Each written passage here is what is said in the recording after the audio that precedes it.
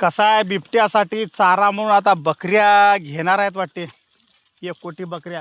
हे बघा, आपल्याकडं प्रत्येक क्वालिटीची बकरी आहे. लहान साईज, मोठी साईज, 4 वर्षाची, 5 वर्षाची, 10 वर्षाची, 1 महिन्याचं पिल्लू, 2 महिन्याचं, 3 महिन्याचं, सगळ्या टोटल क्वालिटी आपल्याकडं आहे. आणि ह्या बकऱ्यासाठी मी स्वतःहून, आता ते बिबट्या काहीतरी खायले म्हणून जेव्हा लागत असल्या तेव्हा आपल्याला स्पेशल कॉन्टॅक्ट करावा. आपला कापूस चारला, शेजाऱ्याचाही चारा आहे, आता परमिशन घ्यावं लागेल. आता शेतात चारलाच.